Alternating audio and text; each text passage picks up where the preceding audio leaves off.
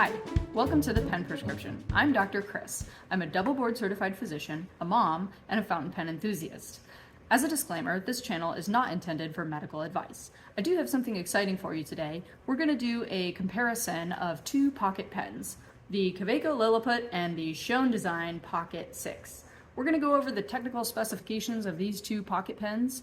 I'll tell you what I liked and didn't like about each of them. We'll do a writing sample, and ultimately at the end, I'll come up with a pen prescription for you. Let's go ahead and get started with some pen size comparisons. Okay, so here are our two fountain pens for today. This is the Schon DSGN Pocket 6. This is the Kaweco Liliput. I do have these pens on a pen rest today because they are both clipless pens, and so they roll all over the place. We're going to start by comparing these pens to a couple other pocket pens. Here is a Pilot Prera.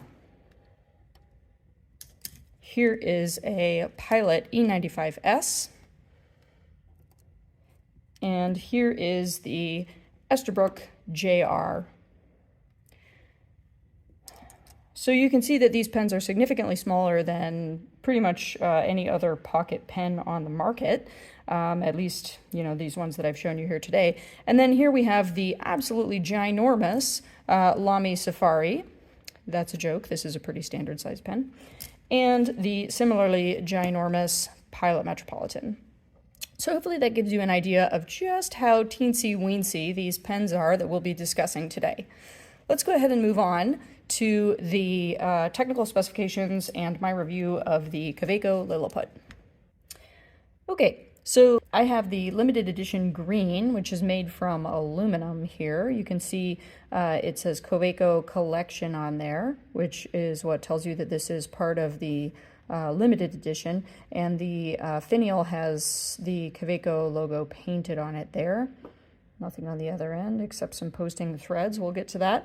It comes in a handful of other colors, and there are some real differences between the models. The aluminum green Liliput cost me $60. As examples, the copper Liliput, which is actually made from copper, costs $115, and the so-called fire blue model is made from stainless steel and costs $170. So huge range in price based on which model captures your heart. Another major difference is the weight. This aluminum model weighs an astonishingly tiny 9 grams in total. The fire blue in steel weighs more than twice that at 23 grams, and the copper weighs an even more at 25 grams. But this aluminum edition is just so lightweight. The pen is tiny in every dimension. It is 97 millimeters long when closed. The cap screws off in what I felt is a somewhat excessive 3.5 turns, and then screws onto the back to post. When unposted, I can use this pen without compensating. But I have average-sized female hands. I think any larger hands than mine would find this to be problematic. However, when posted, it's a very respectable 124 millimeters long, and is usable for pretty much everyone, I would think. It's also a slender pen at 9.4 millimeters in diameter in the body, which I think is comparable to a number 2 pencil or like one of those simple Bic ballpoint pens that you would find in a hotel room or in a bank lobby or something like that. I found the Kaweco Liliput to be a very reliable writer. It uses a standard international short ink cartridge. There is no converter that will fit this pen.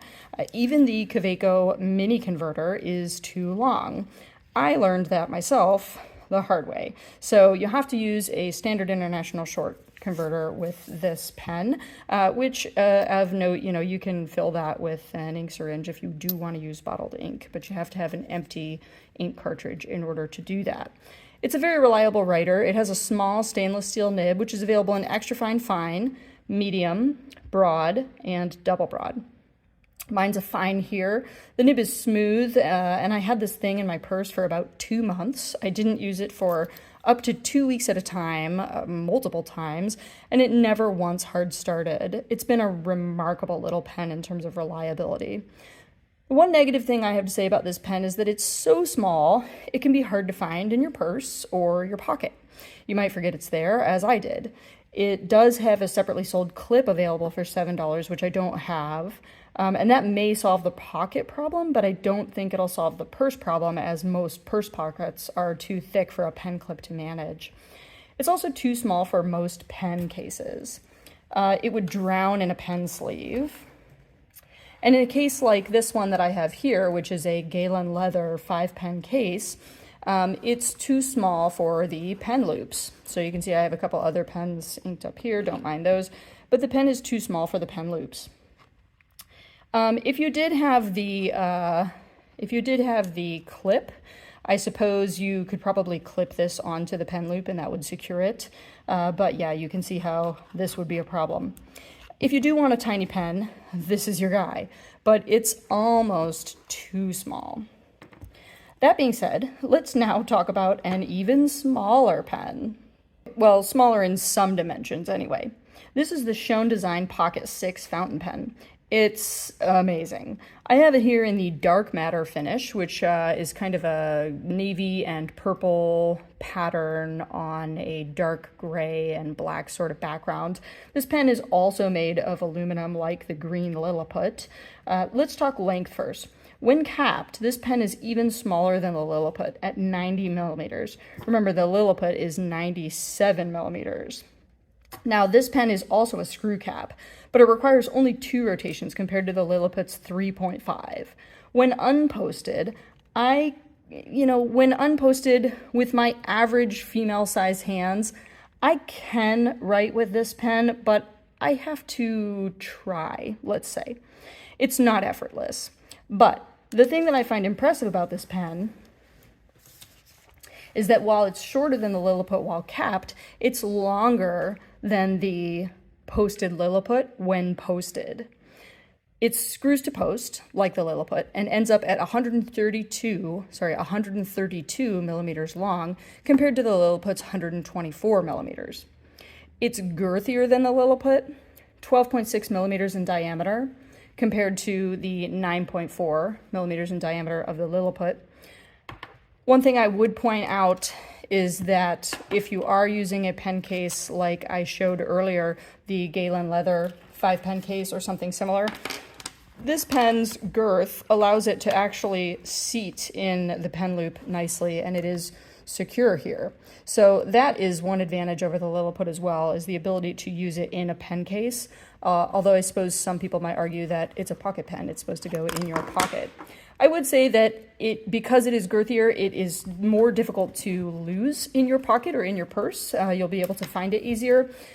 And I don't wear lipstick, but I would say that, for ladies, this is probably thinner than a tube of lipstick. But you can kind of compare here to like a standard chapstick and see sort of what the size comparison might be to something like this, which we're all accustomed to finding in our purse all the time. Okay, so its weight is 15 grams, which is heavier than the aluminum Kaweco, but lighter than the steel or copper versions of the Kaweco Liliput. Let's talk writing experience. Superb. That's it. Okay, just kidding. But come on, this tiny pocket pen packs a number 6 Jovo stainless steel nib. I have an extra fine, and I gotta tell you, it's one of the smoothest writing steel nibs that I have in my memory. I mean, I love this pen. I will say that if you are very sensitive to textures in your grip, you may notice these threads. They don't bother me, but I will say that I know they're there. The Pocket 6 cost me $170. That's significantly more than the $60 aluminum Liliput, but it is the same cost as the Fire Blue stainless steel Liliput. And if I were to editorialize a little bit, I might add that I felt really good about supporting an up-and-coming independent pen maker like Ian Schon, who is, from what I understand, basically a one-man show working in Philadelphia. And he's doing some really cool stuff. I have got to get my hands on a Monarch nib one of these days, but I digress. Okay, in summary, these pens are both really great. And depending on your preferences, you're going to love whichever one you choose. But as a doctor, I'm going to go ahead and prescribe the Pocket 6. As with any prescription, individual results may vary, and each individual may experience side effects differently. If you experience adverse side effects or an unsatisfactory outcome, please discuss this with your own physician. I already spilled the beans here that the Schon DSGN Pocket 6 is my pen of preference between these two lovely pens. They are both very lovely pens. But I want to provide a writing sample for each of them. So here, take a look at a writing sample with the Kaweco Liliput. Again, this is a fine nib, and this has been a very reliable writer for me. As I said, this pen's been in my purse for the last couple of months and went without being used for, on the order of 2 weeks at a time, and I never experienced hard starts or anything like that. It is a very small, petite nib, but it's very comfortable, very smooth writer. And you can see me writing with it here unposted. So you can see that this is fairly effortless for me. It's not a problem that the pen is so small, but again, I have surgical glove size 6.5 hands, which are fairly average for a woman, but I think a man's hand is more likely larger than mine, and so this may not be comfortable for the average size male hand. However, if you post it, and it does screw to post here, you can see that the pen is now very easy to write with, and it's more on the order of a normal pen size. So we'll just take a little look here for a minute, and then we'll move on over to the Schon DSGN Pocket 6 here next.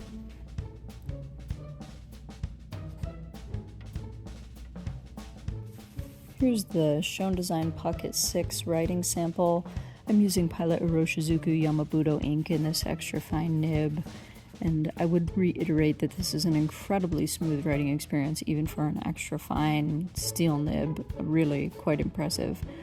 You can see me writing here with the pen unposted, and you can see that the end of the pen is sort of digging into the meat of my hand there. This is doable, and I think if you were going to just jot a note or two, this would be fine, but for a longer writing session, this is certainly not effortless, and it's certainly not comfortable, so I would recommend in general posting this pen for any sort of writing longer than just, a quick note or two. And so here we'll screw to post, and you will see that the pen is a much more impressive length afterward, and the writing experience is just top-notch on this guy.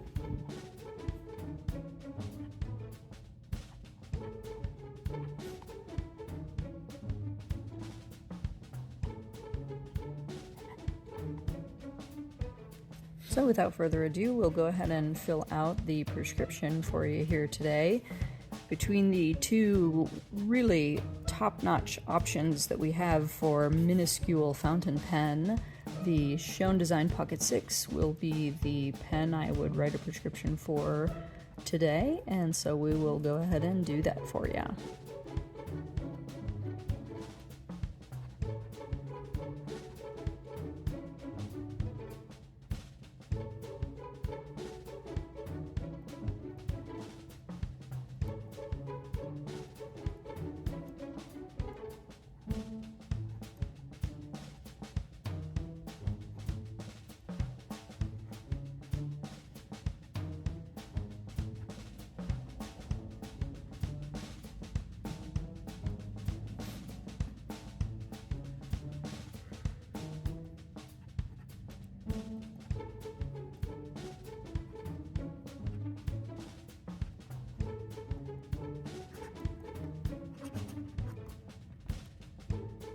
Well, there you have it.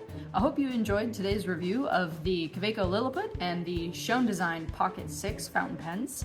If you did, please feel free to like this video and subscribe to the channel. Please feel free to leave your comments below, including suggestions and feedback. I'd love to hear it, and hopefully we'll see you next time.